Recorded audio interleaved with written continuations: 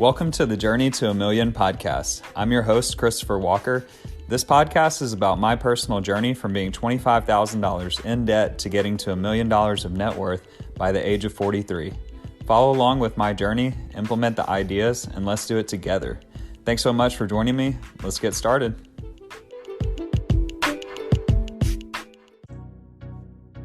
What's up out there, guys, and welcome to the Journey to a Million podcast. Today is Thursday, December 2nd, and I don't know about you guys, but I'm feeling pretty optimistic and motivated today. Just ideas are coming, free-flowing, feels good to be back home. Was out in California this weekend for a longtime friend's wedding.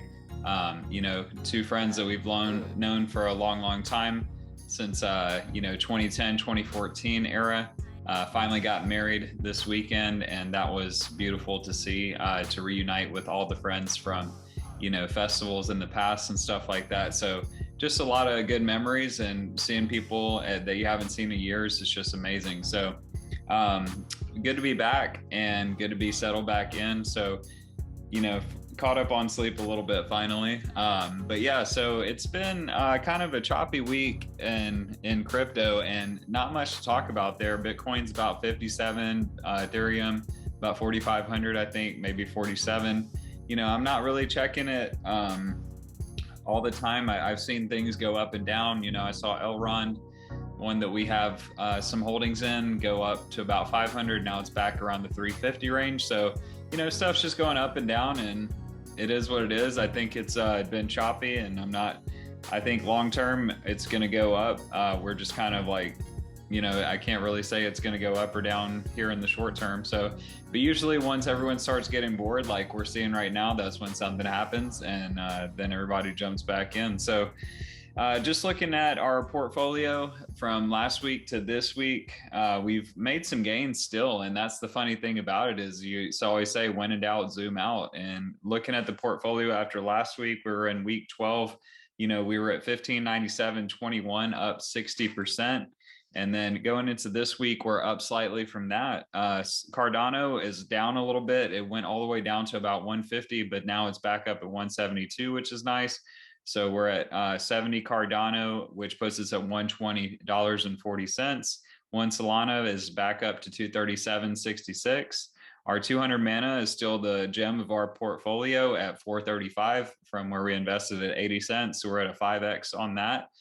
So we're at 870. And then XRP is down still 260 at 997 cents, puts us at 252.20. And then 5,000 StormX at 0.031, it puts us at $155. Add all those up, and we're up now 63% at 1,635.26 cents. So it's just funny because, 4 of our investments are kind of like either the same or down from where we invested, but that's crypto. We're still up 60% on our whole portfolio, and it's been about 3.5 months. So we still have plenty of time. Football season, though, it seems like we're hitting the home stretch here. This is championship weekend for college football, and I thought I was going to put some bets on college, but it's funny because when I went to my college, sports app, I looked at college football, and all I had was one game, and it was the SEC game. And I was like, I need to actually start looking at the rest of these, because I mostly just look at the SEC and keep up with that, because all those other conferences, they're, even if they get to the playoff, it's not going to matter. Georgia and Bama are still better than all of them. And I think people are down on Bama this year, obviously. It's been one of their worst years that I can remember. But Texas A&M beat them. Auburn should have beat them. They went to overtime and won a big game there. That was huge. But I have a friend who goes to Auburn, and he said this is usually what happens when the game is in Jordan-Hare Stadium, is that just Bama doesn't play that well on offense. So I'm kind of throwing out that game as like a rivalry. And I think the fact that everybody's on Georgia, I think Georgia should probably take care of business. They're -6.5. I'm not going to bet against Bama in the SEC championship, because I learned my lesson on that. They seem like Georgia's never beaten Bama, and at least in a big game. And I'm going to wait till I see it but I do think that game is going to go over. So we'll come back to that. Just looking at last week's game, I don't think we went over these, but we were going into the week plus 35 in our imaginary betting account. So it's so funny. We're having to do all this work every single week for our betting account, trying to make money. And we're at $35 up, luckily. Whereas with crypto, we just pick 5 things and all we do is check it every week and we're up 63%. So $635 on that. All right. So we had 65 to win 50 on the Lions and Browns teaser the Browns from 11.5 to -4.5, which that was a big win. And then the Titans somehow lost to the Texans. By the way, I just realized, it's also been another week. I didn't really get a video out last week, and it feels like it's been so long. There was a point where I went like 3 months without a video or something like that. And then now if I don't do one every week, I'm like, man, it's been so long since I've done one. So I guess that's a good thing. And then we had the Titans at -9.5 in that teaser, moved them to -2.5, but that did not matter as the Titans somehow lost at home to the Texans. They're one of the hardest teams to figure out in the NFL. So it's been that type of year. So we lost 65 there. And then we had the Ravens Bears over 44.5 we moved that to 37.5 on another 7-point teaser. And then Packers Vikings over 47.5, moved that to 40.5. That game went way over the Packers Vikings as we predicted. But the problem is Justin Fields played like crap and he got hurt too. But he still was already playing bad before that. And then Lamar Jackson didn't play for the Ravens. So I think if that kind of set the whole game up as like a, defensive struggle, low scoring game, the Ravens are trying to run the clock out and just, minimize possessions for both teams. So because of that, no one really scored a lot of points in that Ravens Bears game. And it was another $65 loss. So we won 1 out of 2 on both teasers, which is not what you want. So we lost 65 each on those 2. And then we had the Colts Bills under 49.5. That game almost hit the over because of a late touchdown, but the Colts went off with Jonathan Taylor. This seems like so long ago. 5 touchdowns from Jonathan Taylor, and that one stayed under. And then the Dolphins Jets, that was 24-17. That we had the Dolphins plus 3.5. They were originally -3.5. So both those won pretty easily. Actually, the Colts Bills finished at 41-15, so he barely won that one. So, but I think we had the right pick, but if we had taken it straight up, we would have lost. It was good we had the teaser. And then this one was a nice pick. I felt this was our best pick, obviously. Jags Niners under 52.5, moving it out from 45.5 to 52.5. It was 30-10 Niners. That was an easy W. And then Cowboys Chiefs was 55.5. The experts were calling for a 38-31 type game, 19-9. Yeah, I didn't think it'd be that low scoring, but I didn't think it would be 50 points. So we were right on that one. So we won another $50 and we kind of got back to even, but we did lose our parlay. We had Lions Browns under, that was a 43.5. That was a win. We had Titans -9.5. That was a big loss. Bengals Raiders over 50.5. Raiders didn't show up that game. So, if it had been like Cowboys Raiders, that would have hit, so it's kind of hard to predict the Raiders and Bengals, both of them. That was a loss. And then we had the Cowboys and Chiefs -2.5. That was a win. So, I feel like I have a good read on the Chiefs this year for the most part. I kind of am liking what their new kind of identity from just being a high scoring team and just being more defensive now and just winning cold weather games. So I think they're just kind of staying under the radar. I do think they can make a run in the AFC playoffs. And if they just get to the point where, they'll go to Buffalo, I think they kind of still have that mentality advantage that they've beaten all these big AFC teams at some point in the past, except the Patriots. And I think they're going to use that mentality in the playoffs, because in the playoffs, you're going to have games that are going to be 16-13 final score in the divisional round, probably. So, the Chiefs are just used to winning those types of games now. So all in all, and the week 12, let's see, we were 2-3, and then we started the week plus 35 and we were down 80 on the week, lost 80 less on that week. So we were now -$45 total for the year. All right. So, and then, like I said, going into week 13, this would be week 14, but we skipped a week last week. So let's see. We're going to start with the Georgia Bama over 49.5. And I think I like this game just because I think you get the game at AT&T Stadium. Technically, I mean, usually Bama is pretty familiar. Georgia's pretty familiar with that stadium. The games tend to be high scoring when they have those neutral site games, especially for those two teams who play there often. And then I think Georgia will be able to score because Bama's defense does not look that good this year. But I also think Bama can have some good like game plan set up by Nick Saban. And I think if you ask me, can Bama get to 20 points and Georgia get to 30 points? I do think that's a distinct possibility. And I'm going to take that. We need 50 points and we're going to risk 55 to win 50, 50 to win 50 on that. All right. And then this one, we're kind of going big on just because I kind of see this as like it's like the likelihood that this doesn't happen is very slim. So I think we're going to go all in and try to go big on this one. 7-point teaser, Cardinals -7.5 at the Bears, moving it to -7, or sorry, minus half a point Cardinals. And then the Lions and Vikings. Lions are hosting the Vikings, but we're going to take the Vikings from -7 to a pick.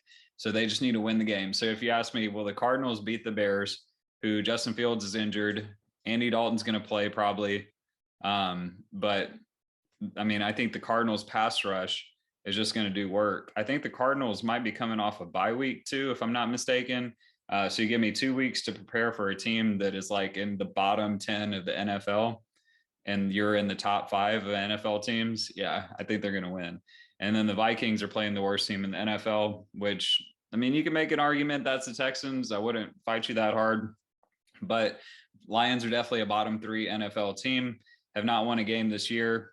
And the Vikings are coming off a loss that I think they're kind of upset about, and they just need to win this game. They're very familiar with the Lions. Only issue, I can see the Lions may be motivated, of course, but they've probably been motivated to win every week. And the Lions are coming off a longer week as they played on Thanksgiving. So that does give them an advantage. But when it comes to personnel and offense, the Vikings have a massive advantage, even without Dalvin Cook. Forgot about that. But, you know, Madison is very capable, and Kirk Cousins is going to be able to throw to Jefferson and Thielen. I mean, they should take care of business. So 260 to win 200 is what we're going to throw on this one. So if this doesn't go our way, we're going to be in a tough spot, but I think it will. So, all right, that's all I'll say about that game. Giants and Dolphins. Dolphins were -4. We're going to move them to +3 at home against the Giants. I do think the Giants played a great game last week and shut down the Eagles, but that was a divisional opponent at home. They came to play, and I think they left it all out there. And they had a lot of things go right in that game. I don't know how they shut down Jalen Hurts so much, but I think the Dolphins are a much better team now. They're starting to hit their stride. They just destroyed the Panthers. I think the Panthers are better than the Giants. So if they can bring that same energy and lose by 2 points or less, I think we have a good chance of winning that. And then I'm going to go with the Patriots here on Monday Night Football, going to Orchard Park, if that's what they still call it, to play the Bills. I think that place is going to be live. I think people are going to be pretty intense at that stadium trying to say like, hey, we're the kings of the AFC East now. The Buffalo Bills are, but the Patriots have just been so good. I do think I'm slightly leery of that game because of the situation in Buffalo. But I think the Patriots coaching plus the way that they've been playing, I think it's going to be low scoring, all that combined. And you get the Patriots 10 points +3 moving out from to +10. I think the Patriots are going to get that. So I like, if you notice at the beginning of the season, I was doing a lot of these like chalk teasers where I'd be like -14, bring it down to -7, -10, move it down to -3. We've been losing on those. And even though that is the one where it's like 2 road teams, -7, Cardinals, Vikings, it's like, I do think they're playing very bad teams. You know, I don't think the Bears are good, honestly. And so I think, you know, because of that, that's the reason why I'm taking that one as chalk. But I think we do better on the ones where we get the points, and that seems to be the way to do it. So either way, I think this one will probably win too, but I'm not putting 260 on it because I think with the way Monday night's going to be, I don't want to say that, hey, the Bills can't win by 10 points or 11 points. So I'm going to put 130 to win 100 on that. And then we got two more. Buccaneers minus 10.5 at home against the Falcons. Buccaneers we're going to move them down to minus 3.5. They should take care of business against the Falcons. I think the Falcons are a lot worse than they were at the beginning of the year when the Buccaneers beat them at home, but the Falcons did come back in that game. I think, if the Buccaneers play at an 8 and the Falcons play at a 10, the Buccaneers still win by 10. So I don't know. I don't really understand what I was just saying. It's like, I think it's hard to really say even that. I'm just saying Falcons play their best game. They can probably keep it close, but I just don't think the Falcons can hang with the Bucs, especially the way the Bucs are playing right now. All right. And then Broncos and Chiefs. Chiefs are minus 9.5 at home. We're going to make them minus 2.5, 130 to 100. I mean, like I said, I feel like I have a good read on the Chiefs. Chiefs coming off a bye. I don't think the Broncos can hang with them offensively. That's it. All right. I think their defenses are similar, and with the home field advantage, I think the Chiefs take care of business on that. All right. And then I do want to do a 14 parlay, 50 to win 500. If we hit that, that'll put us in a good spot. But I didn't see a lot that I liked straight up. So we're just going to take the things that I did like already kind of and just roll them in. So Dolphins minus 4. I'm not crazy about that spread, but we'll see what happens. And then got the Vikings minus 7. I don't like that much either. It's a lot on the road. Same thing with the Cardinals minus 7.5. But I mean, I think I can see the reason I'm picking these is because I can see things going that way a lot farther in the other direction. Whereas like if the Cardinals, I can see the Cardinals winning by 30 before I could see them only winning by or much more. Like I think it has a chance just to go way more in the other direction. Like I think if the Bears play their best possible game, Cardinals still win by probably 3-7. And I think if the Lions play their best game, Vikings probably win by 3. So it's like, but I could also see the Vikings and Cardinals both winning by 30. So, but Vikings don't like to win big like that. They probably do, but it's just all their games. I think their biggest win this year is like 14 points against the Seahawks. Seahawks, it's not their year. So yeah. And then Broncos Chiefs, we're going under 47.5. So we're kind of piggybacking off that last Chiefs under. I think this one could go over that 47 mark, but I think both teams are going to be playing defensively in this one, and it's going to probably be a little cold. I don't really know the weather yet in KC, but I do think, I don't think the Broncos offense is going to be putting up much points in this one. So I do tend to lean towards the under in that. So if all those things go right, we have a nice little payday with $500. Remember, this is all imaginary money. This is just an exercise just to show that we're basically proving you can set it and forget it with your 5 investments, make $600 in 14 weeks. Whereas with sports betting, if we were taking all this stuff, we'd have already been down 500, came all the way back, and we're lucky to still be basically even right now. So, it's interesting. So anyway, that's it for this week. Hopefully we see a big move by crypto pretty soon towards the upside. I think there's a lot of projects that still haven't even pumped yet, and I'm ready for Q4, till we get towards the, towards Christmas and New Year's time, because I remember New Year's, Christmas time last year was when we were seeing Bitcoin go from about 24,000 to about 30,000, and that felt crazy. So if we see something similar, it's going to be funny to laugh at that point. We're already like, yeah, Bitcoin's already 57. It's been to 70 almost. but I want to see us start printing like $5,000, $10,000 days again, because that's going to be just felt great. So yeah, but I think that'll happen around the holidays for some reason. I don't know why, but I'm just getting that vibe. So appreciate y'all tuning in. Hopefully you hear my puppy in the back, walking around, roaming around. He's looking for a good spot to take a little nap. So that's it for this week. I appreciate y'all tuning in and have a good one.